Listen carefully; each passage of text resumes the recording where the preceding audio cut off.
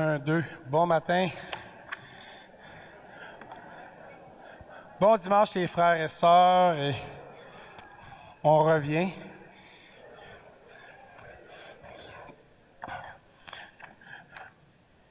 Il est déjà 11 heures. Ma prédication dure 45 minutes. Il va falloir que je coupe. Donc, j'ai des défis. Ne pas trop tousser. Donc, j'ai ma bouteille d'eau. Et couper dans mon message et pas couper dans l'essentiel. Donc, ça va être mon défi.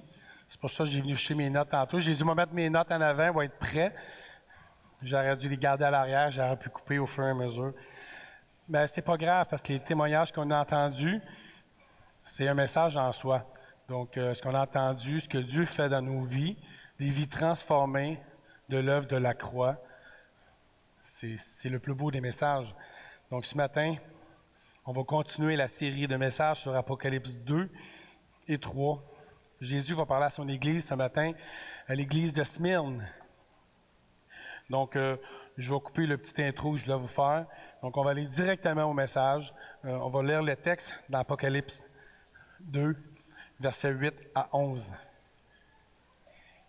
Écrit à l'ange de l'Église de Smyrne, voici ce que dit le premier et le dernier, celui qui était mort et qui est revenu à la vie. Je connais ta tribulation et ta pauvreté, bien que tu sois riche. Il est calomnié de la part de ceux qui se disent juifs et ne le sont pas, mais qui sont une synagogue de Satan. Ne crains pas ce que tu vas souffrir. Voici le diable jettera quelques-uns de vous en prison, afin que vous soyez éprouvés et que vous auriez une tribulation de 10 jours. Sois fidèle jusqu'à la mort, et je te donnerai la couronne de vie. Que celui qui a des oreilles entende ce que l'Esprit dit aux églises.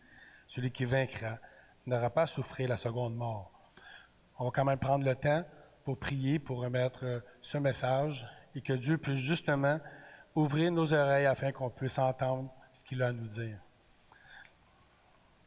Père Céleste, on veut prendre ce temps pour se courber devant toi parce que ta parole, elle est agissante, elle est une arme puissante pour nous faire comprendre des vérités et surtout nous transformer et nous faire comprendre l'œuvre du salut de ton Fils à la croix.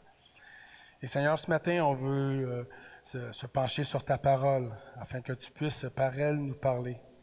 Et que Seigneur, que par la lettre que tu as écrite à l'Église de Smyrne, qu'elle puisse aussi nous toucher, nous, et qu'elle puisse nous amener, Seigneur, à encore plus, de t'aimer encore plus et de plus te servir comme tu nous le demandes. Amen.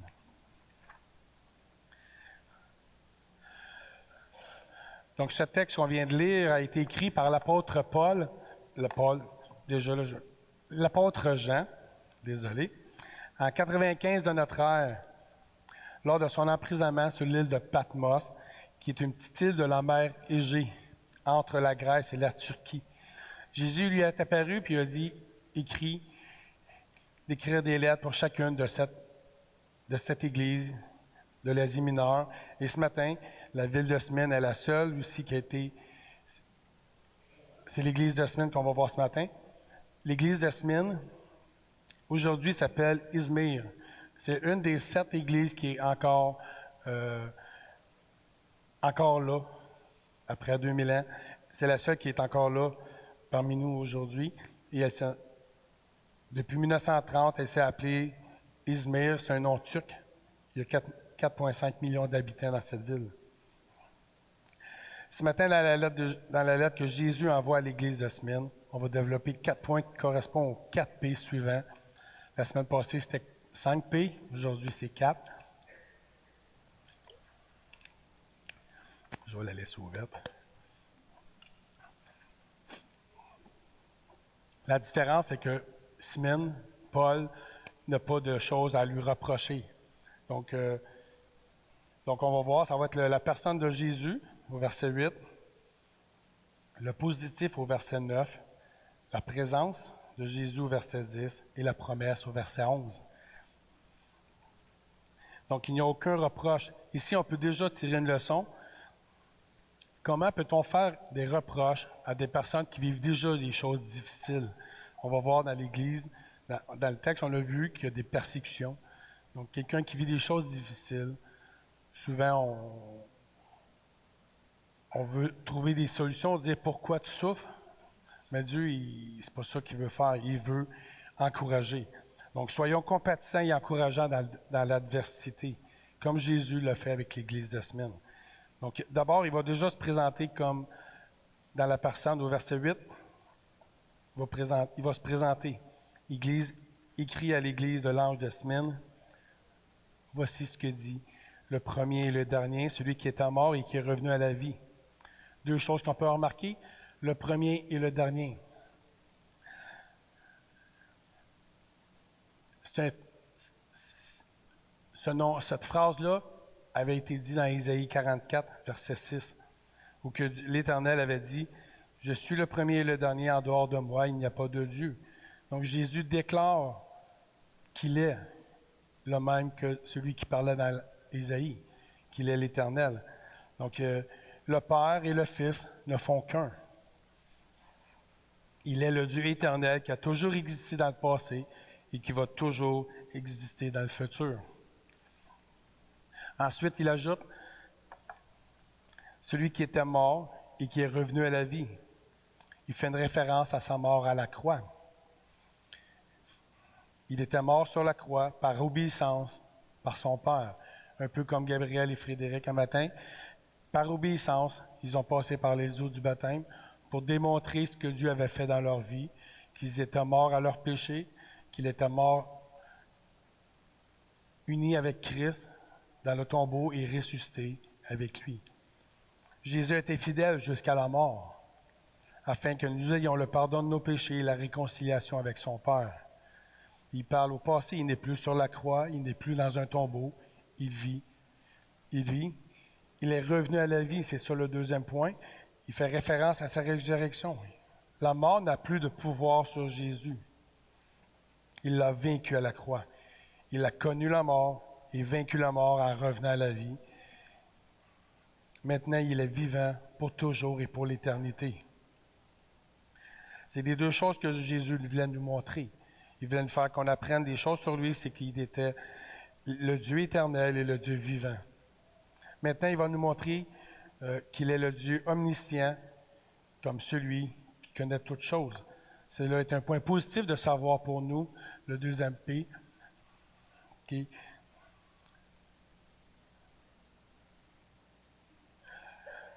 Est-ce que j'ai fait sauter le système? OK.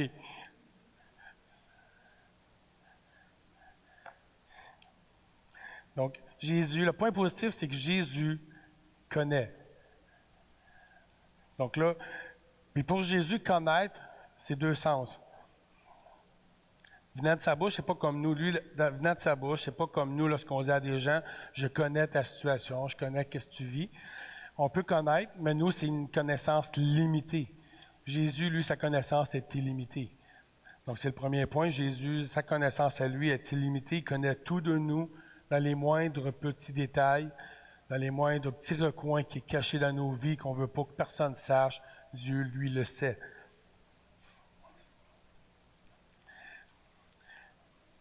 Et le deuxième point, c'est la connaissance par l'expérience. Jésus, quand il dit « je connais », ta tribulation, ta pauvreté, tes calomnies, mais Jésus lui peut le dire parce qu'il l'a vécu. Lorsqu'il était sur terre, il a vécu toutes ces choses-là. Tout ce qu'on peut vivre, il n'y a pas quelque chose que Jésus n'a pas vécu. Avant de mourir, il a été trahi par ses amis, abandonné.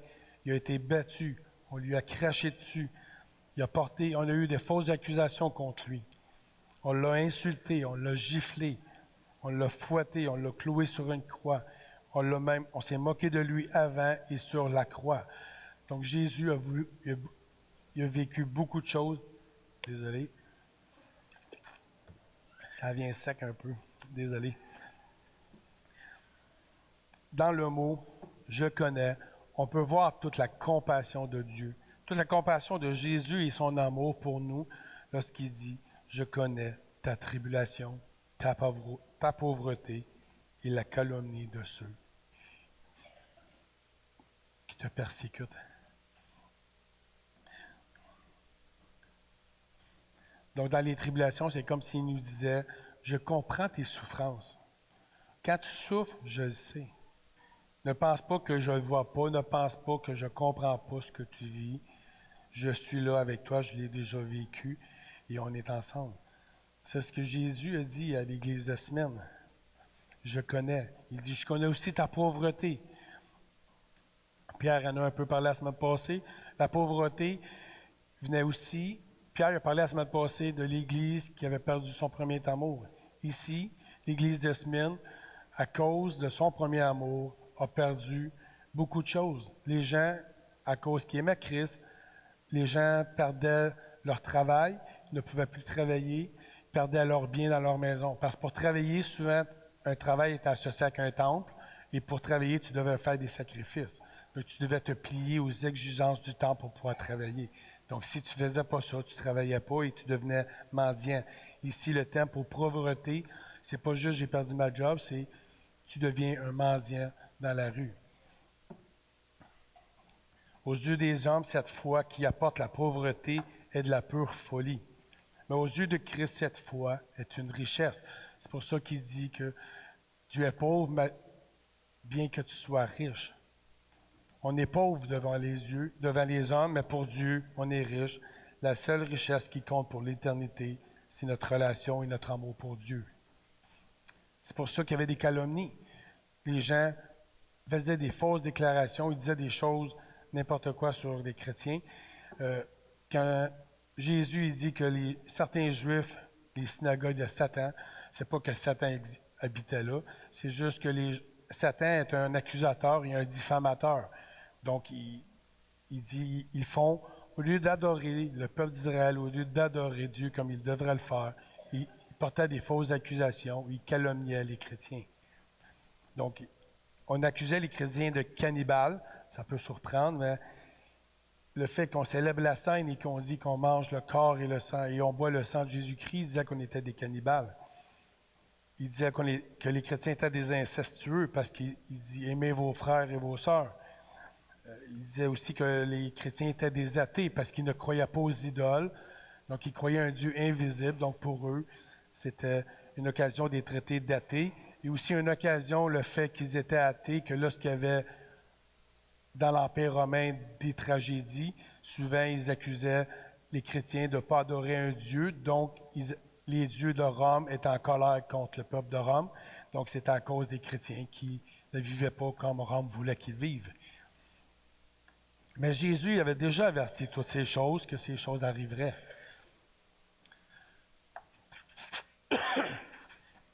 On dirait la toiture là-dessous. Matthieu 5, Matthieu a dit, « Heureux ceux qui sont persécutés à cause de la justice, car le royaume des cieux est à eux. Heureux êtes-vous lorsqu'on vous insulte, qu'on vous persécute et qu'on répand faussement sur vous toutes sortes de méchancetés à cause de moi. » Lorsque Jésus était sur terre, il nous avertissait déjà des tribulations. Maintenant qu'il est assis à la droite de Dieu, il nous accompagne dans les tribulations. Ce qu'on va voir aussi avec le 3e P, la présence.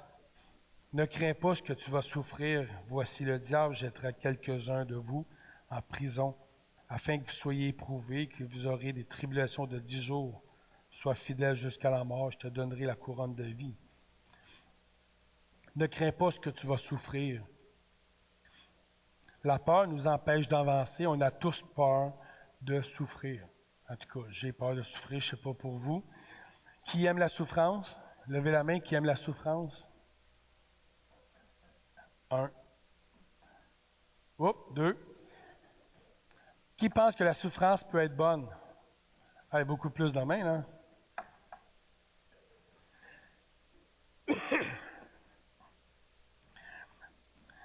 Dieu lui-même a dit que la souffrance pourrait être bonne. Dans 1 Pierre, le Dieu de toute grâce qui vous a appelé en Jésus-Christ à sa gloire éternelle après que vous aurez souffert un peu de temps, vous perfectionnera lui-même, vous affermira, vous fortifiera, vous rendra inébranlable. La souffrance peut amener à la perfection, affermir, fortifier, rendre inébranlable. En fait, ces 4 mots veulent dire la même chose, rendre plus fort.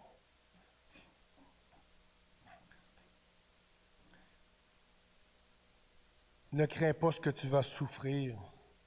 Jésus se veut rassurant, il veut rassurer l'Église de Smyrne de ne pas craindre ce qu'il va souffrir. Comme un chirurgien qui rassure un patient avant une opération. Ça va faire mal, mais ça va aller, tu es entre bonnes mains, je suis là. Jésus les avertit d'avance qu'ils auront encore plus de tribulations. Il ne dit pas qu'il va nous préserver, mais qu'il va en avoir plus de difficiles. Il me semble que je vous entends dire comment ça peut être rassurant de savoir qu'il va y avoir plus de difficultés, ça va être plus dur. Bien, c'est parce qu'il va être avec nous. C'est ça qui est rassurant. C'est qu'on les vit pas tout seul, ces difficultés-là, ces persécutions-là. Jésus est avec nous. Voici un exemple dans Actes.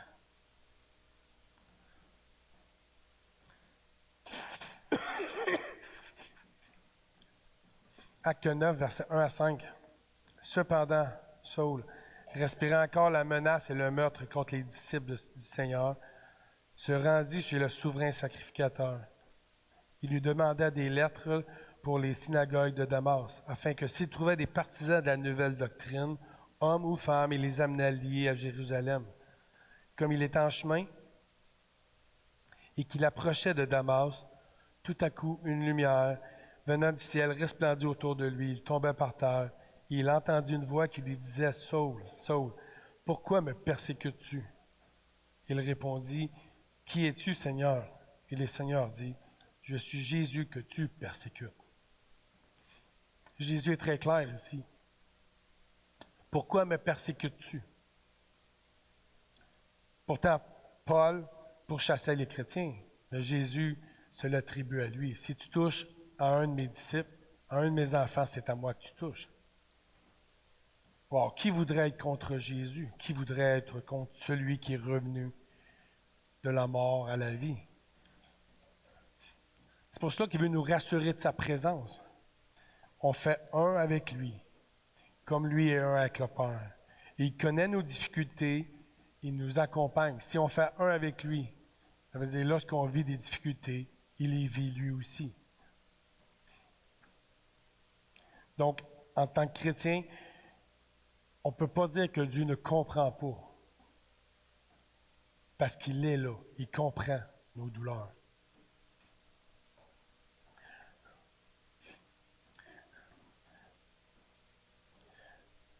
Donc là, après, il dit, les tribulations qui vont être à venir, voici le diable jettera quelques-uns de vous en prison, afin que vous soyez éprouvés et vous aurez une tribulation de 10 jours.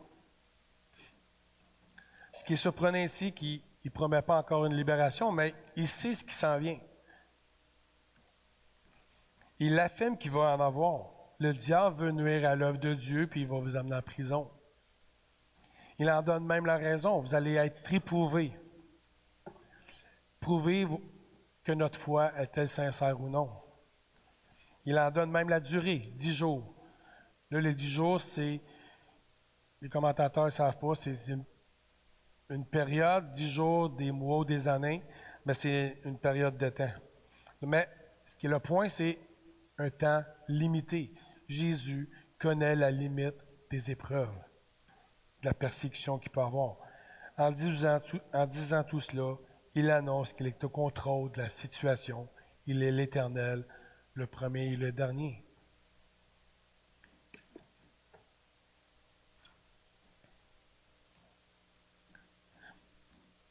Ensuite, il poursuit, il invite l'Église de Smyrne à aller encore un peu plus loin. Sois fidèle jusqu'à la mort. Donc, il dit, vous allez avoir des persécutions. Vous en vivez déjà, vous allez en vivre encore. Et sois fidèle jusqu'à la mort. Donc, aujourd'hui, la fidélité n'est pas toujours un mot qui n'est pas populaire. Les gens sont... Est-ce que les gens ont de la difficulté à être fidèles à leurs paroles, à être fidèles à leurs engagements, soit avec leurs amis, le travail, avec le couple, avec Dieu. Jésus, lui, nous demande d'être fidèles jusqu'au bout. Il définit même le bout de la fidélité, la mort. Être fidèle jusqu'à la mort. D'être prêt à mourir par fidélité pour lui. C'est le prix de l'engagement de le suivre. Et Jésus a été aussi clair dans les évangiles. C'est pas comme les documents qu'on reçoit, des assurances, c'est des petits mots anti-caractère qu'on n'est pas capable de lire.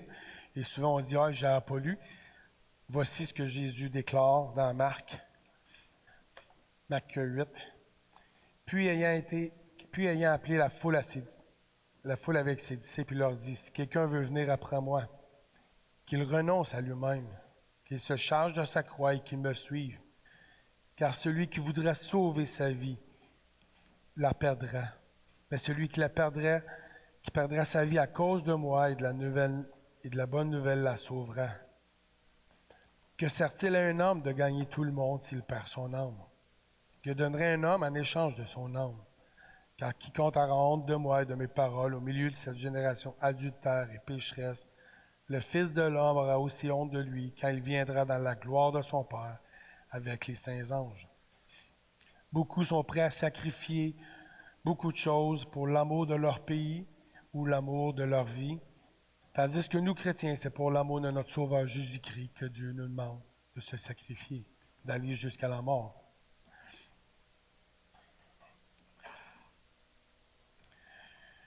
J'avais une belle histoire à vous conter, je ne la conterai pas. On va sauter. Désolé.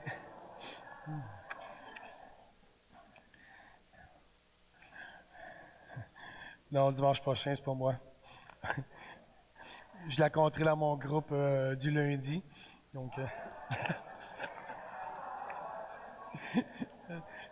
et eux vous le partageront après.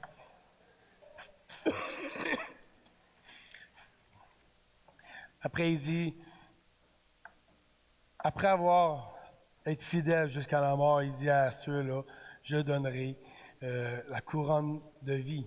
Il fait référence à une couronne parce que c'est l'Empire romain. Il y avait des Olympiques, les gens recevaient une couronne après la victoire. Et la plus prestigieuse, c'était la couronne olympique, qui était une couronne spéciale. Mais il fait référence à ça, mais il dit que les hommes reçoivent des couronnes corruptibles et temporelles. Nous, on va recevoir une couronne incorruptible et éternelle. Il dit, cette couronne est le signe de la participation à la victoire et à la domination de Jésus sur la mort, de la victoire de celui qui est vivant pour l'éternité. Et pour finir, voici, il dit la promesse qu'il dit, que celui qui a des oreilles entende ce que l'Esprit dit aux églises. Celui qui vaincra n'aura pas à souffrir la seconde mort. La seconde mort ne se trouve ni dans les évangiles, ni dans les épîtres, elle se trouve que dans l'Apocalypse. Elle fait référence au jugement. Ce jugement est décrit dans les Écritures comme un avertissement à ceux qui ne croient pas, pour qu'ils cherchent le salut en Jésus-Christ, afin d'avoir le pardon de leurs péchés et d'être réconciliés avec Dieu. Et le jugement à venir doit également motiver les croyants à témoigner de leur foi et de partager la bonne nouvelle avec fermeté et courage, car il y a une grande différence entre la destinée éternelle de ceux qui connaissent Christ et ceux qui ne connaissent pas. Et pour conclure, voici un résumé. Jésus en parlait à la persécution avec l'Église de Smyrne. Il a voulu l'encourager par sa personne, de qui il est vraiment. Se rappeler qui il est vraiment nous permet d'avoir les yeux fixés sur lui et non fixés sur nos persécutions et nos difficultés. Il a voulu l'encourager aussi par le fait qu'il connaît vraiment ce qu'il vit, l'ayant lui-même vécu. Il a aussi voulu encourager par sa présence dans la persécution. Ne crains pas ce que tu vas souffrir. Notre persécution est aussi sa persécution. Il a aussi voulu encourager l'Église par la promesse. Un jour, il n'y en aura plus de persécution. Voici dans l'Apocalypse, ce qu'il dit dans Apocalypse 21, versets 1 à 4. Puis je vis un nouveau ciel et une nouvelle terre, car le premier ciel et la première terre avaient disparu et la mer n'était plus. Et je vis descendre du ciel de près de Dieu la ville sainte, la nouvelle Jérusalem, préparée comme une épouse qui s'est parée pour son époux. Et j'entendis du trône une voix forte qui disait, « Voici le tabernacle de Dieu avec les hommes. Il habitera avec eux, ils seront son peuple. Il dira Dieu lui-même sera avec eux. Il essuiera toute larme de leurs yeux, et une mort ne sera plus. Il n'y aura plus ni deuil, ni cri, ni douleur, car les premières choses auront disparu. Que Dieu puisse bénir sa parole dans vos cœurs et dans vos vies. Amen. Carl. Il te reste 3 minutes, Carl.